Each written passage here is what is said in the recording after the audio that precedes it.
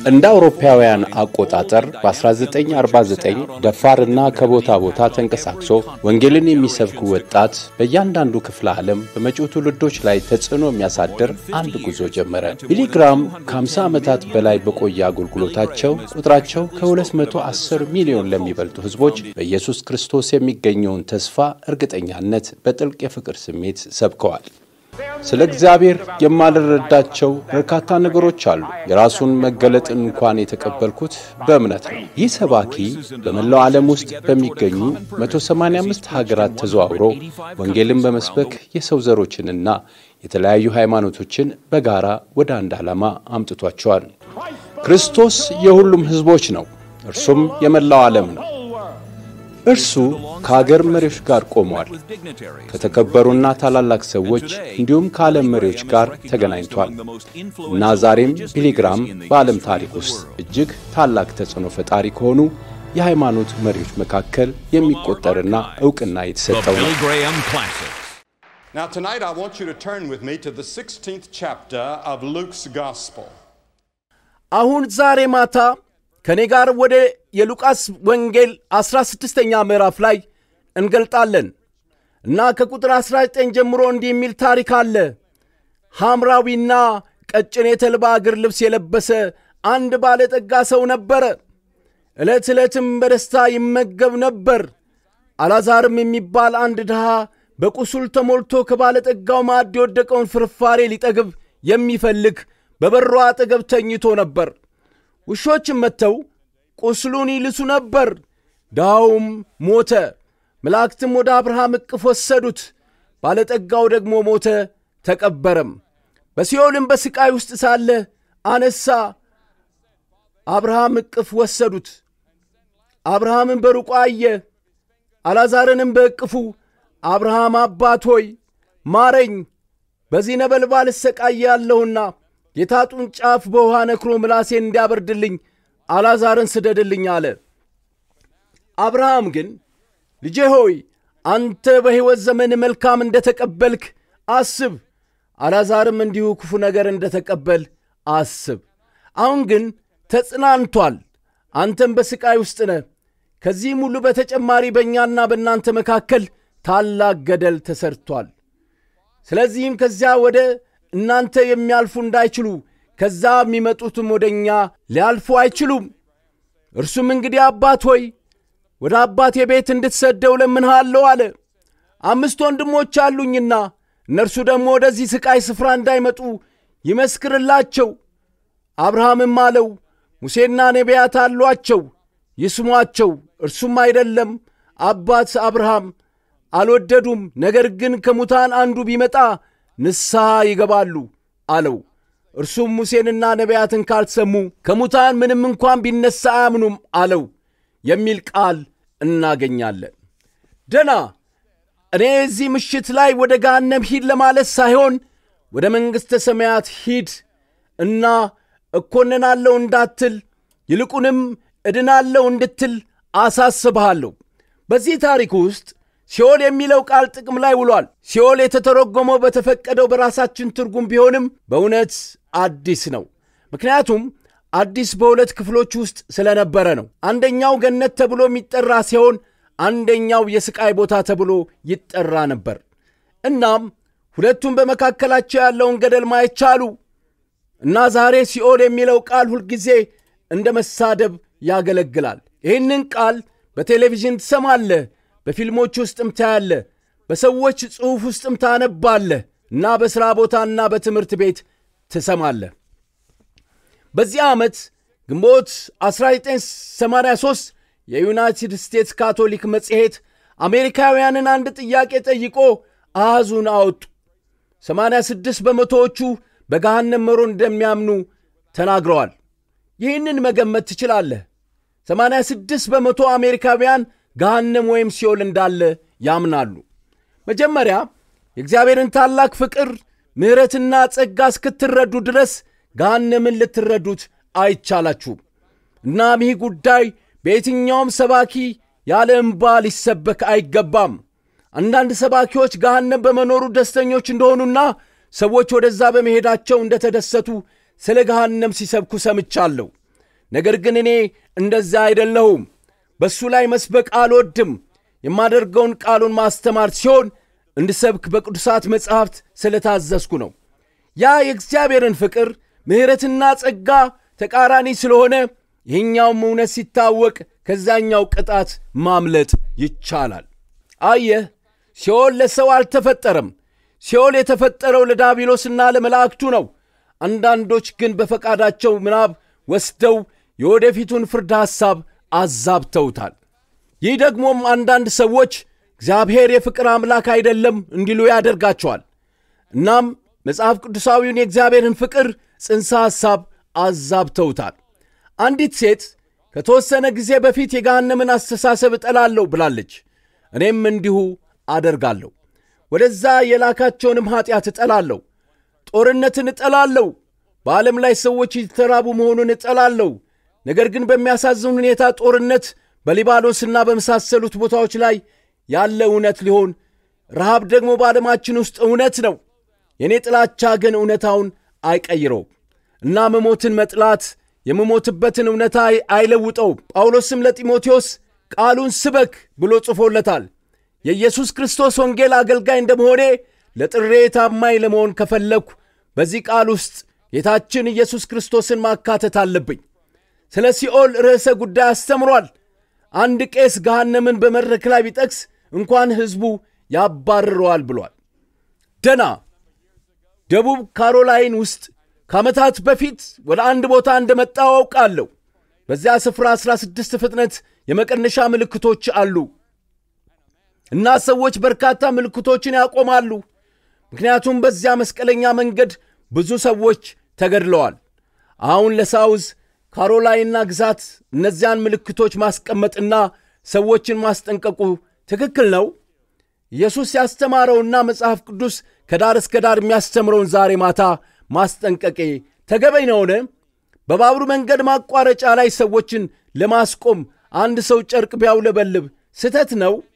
ባንዲራውን ማውለብለብና ስለሚመጣው ፍርድ ማስጠንቀቁ ስህተት ነው? ከዓመታት በፊት አስታውሳለሁ ሚሲሲፒ ውስጥ ነበርን።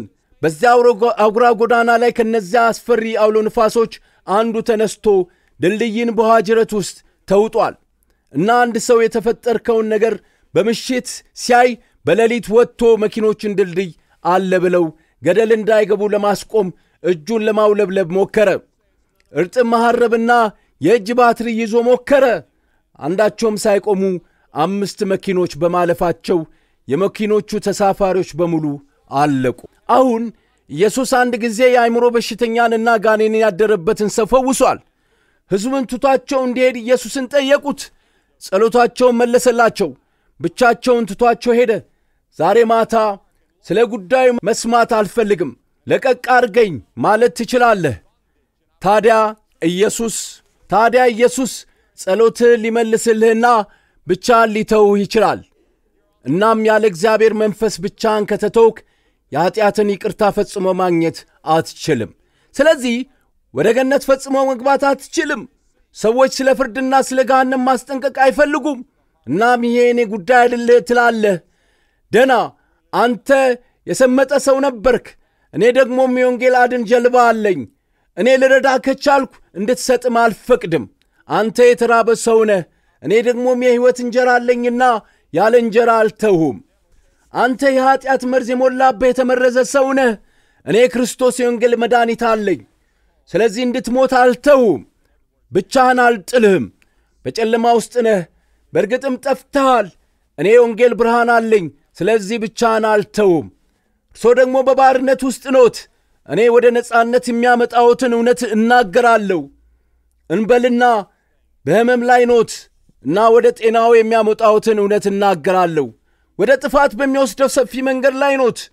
አዎ ደግሞ ወደ ዘላለም ሕይወት ወደሚያመራው ጠባብ መንገድ የሚያሸጋግሮትን እውነት እነግሮታለሁ። እርሶ በዱር አውሎ ንፋስ ባህር ላይ ኖት። እናም ላስመልጦ ተልኬ ወደ ደህንነት ወደብ የሚያመጣዎትን እውነት እናገራለሁ። አንዳንድ ሰዎች እኛ በእርግጥ አልጠፋንም ይላሉ። እግዚአብሔር ከዚያ ከተከለከለው ዛፍ ፍሬ ብትበላ ትሞታለህ ባለ ጊዜ ዲያብሎስ በኤደን ገነት ለሔዋን በጆሮዋ በእባቡ በኩል ሞትን አትሞቱም ብሎ ተናገረ። አሁን ያን ሁሉ አቀፍነት ይበላል። በሌላ አነጋገር ሁሉም ሰው ይድናል። እነሱ ግን አያውቁም። አንዳንድ ሰዎች እኛ በእርግጠኝነት አንሞትም ብለው ዛሬ በወንጌላውያን ቡድኖች ውስጥ እየገባ ያለ ስህተት ያስተምራሉ። እኛ ስውር ሁለንተናዊነት አለን፣ ሲኦል የሚባል ነገር የለም ይላሉ። ይህ ስህተት ነው። ምክንያቱም በቅዱሳት መጽሐፍ ትምህርቶች መሠረት እንዳለ አምናለሁ። ይህ ደግሞም በይፋ ሊታወቅ የሚችል ይመስለኛል። በዓለም ላይ ያለ ሰው አንድ ቀን ሂሳብ ማወራደድ እንዳለበትና እዚያ ለኖረበት ያለመታዘዝ ሕይወት በሆነ መንገድ ሊሰቃይ እንደሚችል ያምናል ብዬ አስባለሁ። ከዚያም ኢየሱስ ያለማቋረጥ አስተማረው።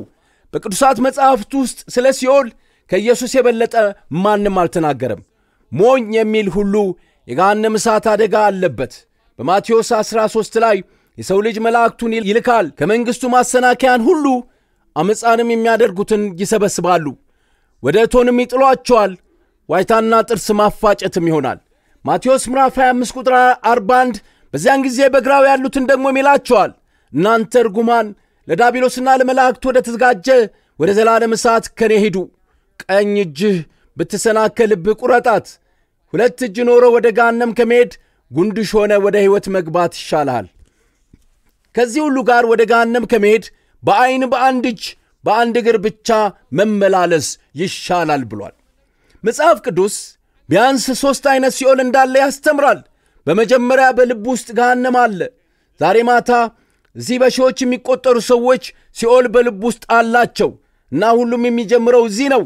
አብዛኛው ዓለም የሰው ልጅ ተፈጥሮ ጥሩ እንደሆነ ቢያስብም መጽሐፍ ቅዱስ ግን በመሠረቱ ክፉ እንደሆነ ያስተምራል። በተፈጥሮ እኛ ራስ ወዳድ ኃጢአተኞች፣ ጠማማና ጠፍተናል።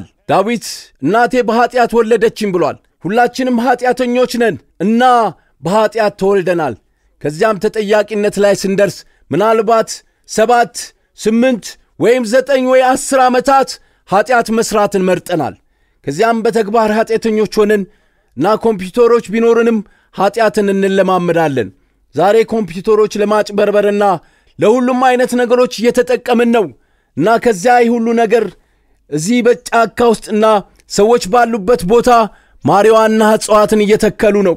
በየቦታውና የትኛውንም መርማሪ ኮሚቴ የሾምከው የሰው ተፈጥሮ ክፉ ነውና አንዳንድ እባቦችን ትመላለሳለ።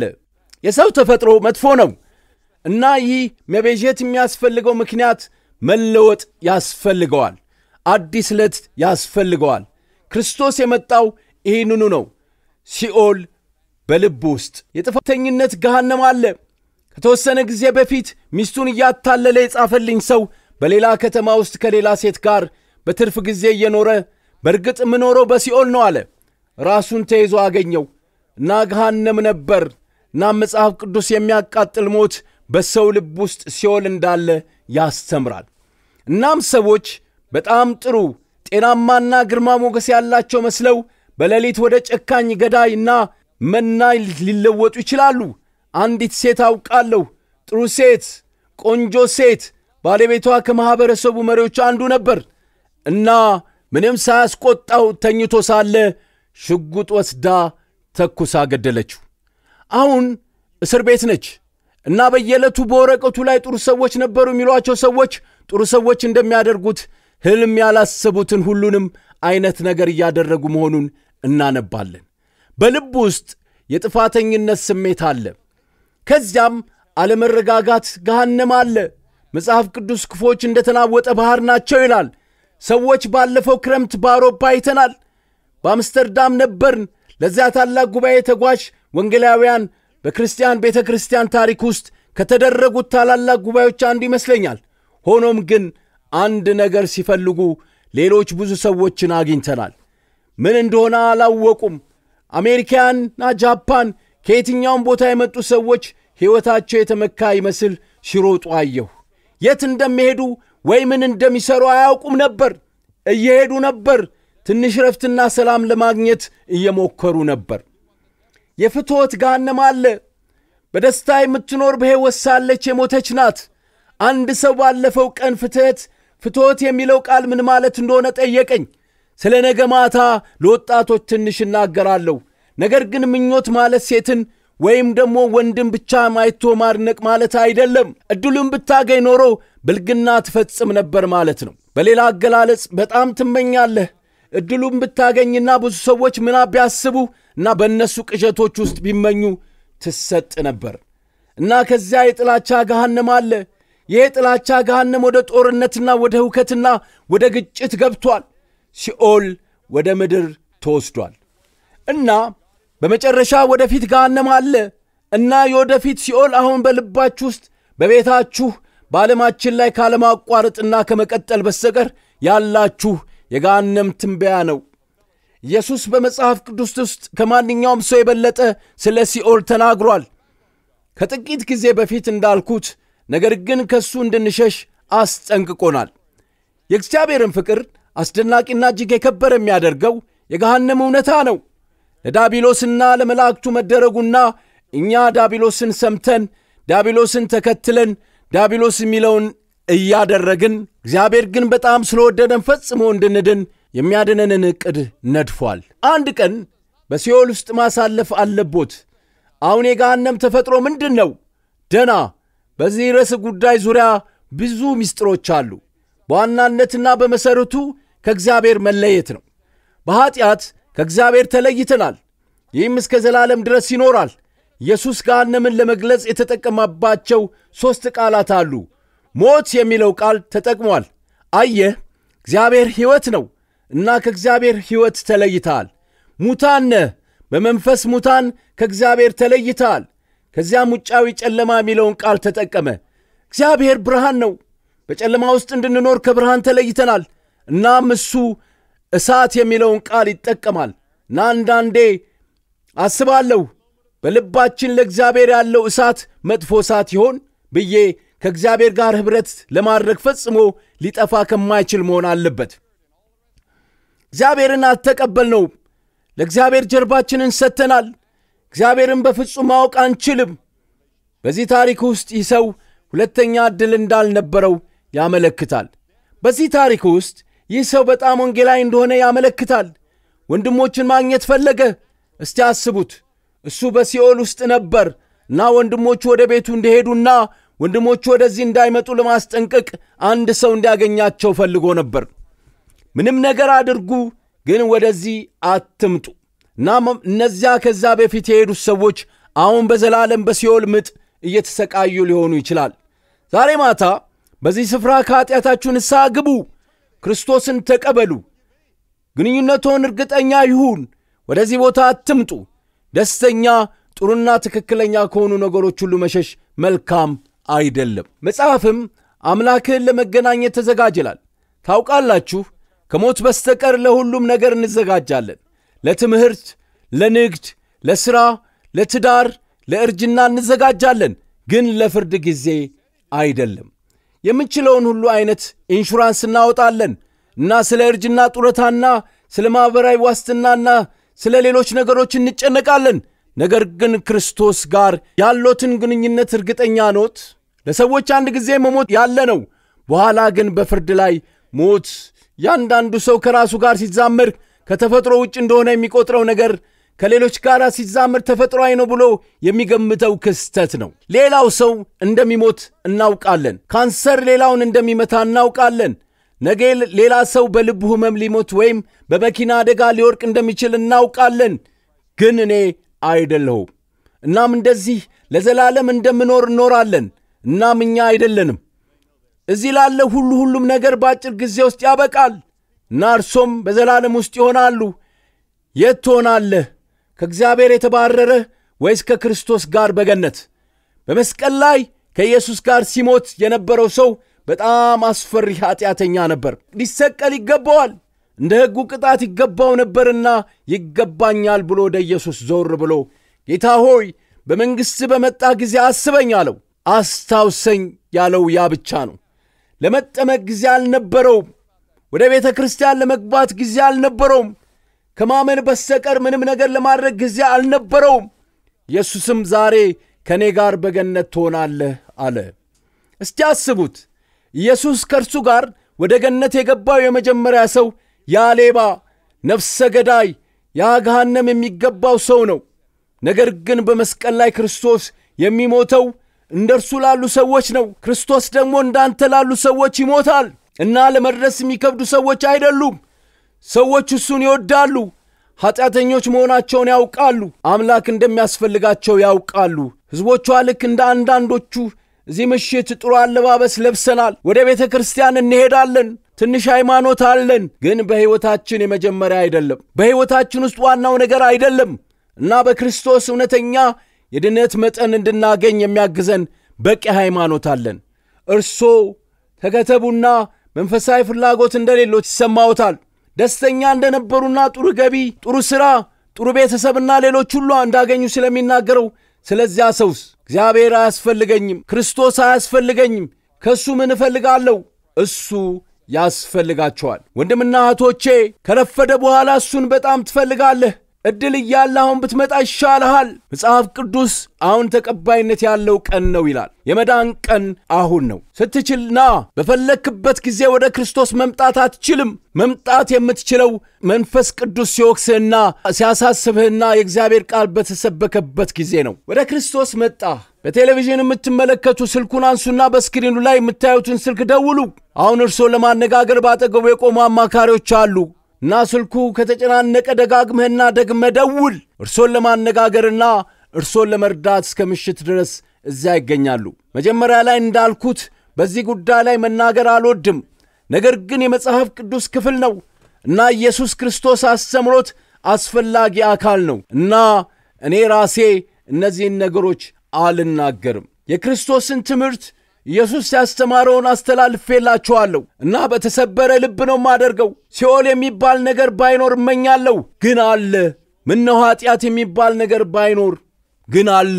እንደ ግድያና ጦርነቶችና ካሉት በስተቀር ምንም አይነት ነገር ባይኖር እመኛለሁ እና ገሃነም አለ፣ ግን እግዚአብሔር ይመስገን መንግሥተ ሰማያት አለ፣ ገነት አለ እና ኢየሱስ ያለበት ቦታ ነው እና ዛሬ ማታ ልነግሮ ፈልጋለሁ። እንደምሄድ አውቃለሁ። በሚሊግራም መሞቱን በወረቀቱ ላይ ባነበብክ ቅጽበት እርሱ ከዚህ በፊት ከነበረው የበለጠ በሕይወት እንዳለና እኔ በገነት ውስጥ እንዳለው ታውቃለህ እና እሱን በጉጉት እጠብቃለሁ እና እዚህ ምሽት በሺዎች የሚቆጠሩ እርሶ ተመሳሳይ ነገር መናገር ይችላሉ። ነገር ግን ሌሎች በሺዎች የሚቆጠሩ አይችሉም።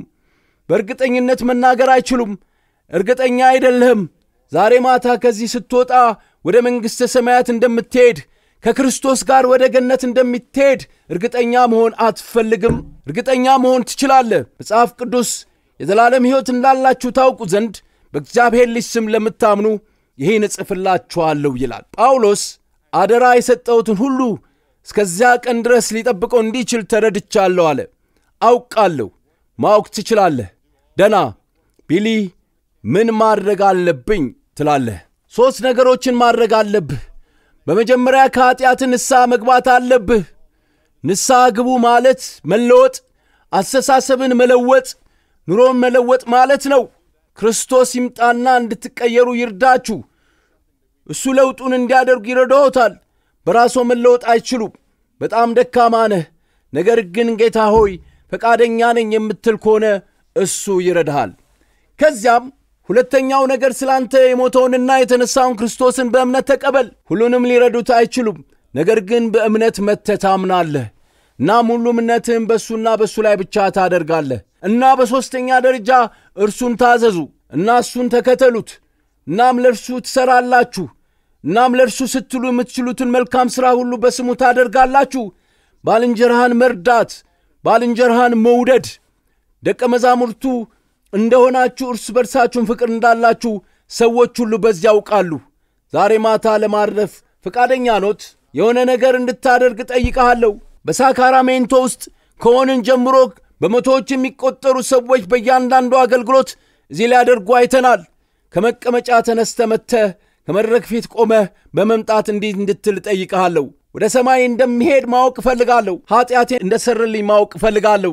እግዚአብሔርን ለመገናኘት ዝግጁ መሆኔን ማወቅ እፈልጋለሁ። ጓደኞች ወይም ከዘመዶች ጋር ከሆኑ ይጠብቃሉ። መጥተህ እዚህ ቆመህ ከመጣ በኋላ አንድ ቃል ልነግርህ ነው እና አብሬ ጸልያለሁ። አንዳንድ ጽሑፎችን ሰጥተህ ተመልሰህ ከጓደኞች ጋር መቀላቀል ትችላለህ። ቀላል ነገር ነው። ኢየሱስ በአዲስ ኪዳን የጠራቸው ሰዎች ሁሉ በሌሎች ሰዎች ፊት ጠራቸው። በይፋ ጠራ። በግልጽና በአደባባይ መምጣትን ለመፍታት የሚያግዙ ነገር አለ። በቤተ ክርስቲያን ውስጥ መሪ ልትሆን ትችላለህ፣ ነገር ግን እርግጠኛ አይደለህም። ከተወሰነ ጊዜ በፊት አንድ ጳጳስ ነበረን። እርሱን እርግጠኛ መሆን ፈልጌ ነው አለ። ዛሬ ማታ ማረጋገጥ ያስፈልጎታል። ና ወይም ምናልባት ክርስቶስን ከዚህ በፊት ተቀብለህ አታውቅም። ይምጡና ዛሬ ማታ ይፍቱት። አሁኑን ማድረግ ይችላሉ።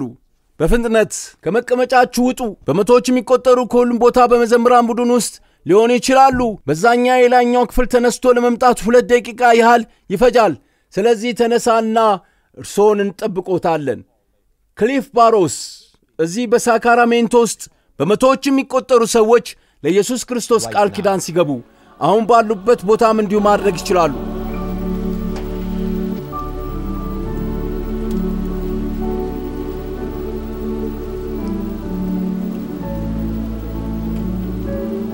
በስክሪኑ ላይ ያለውን ቁጥር ይደውሉና የሰለጠኑ አማካሪዎች ከርሶ ጋር ለመነጋገር እየጠበቁ ናቸው።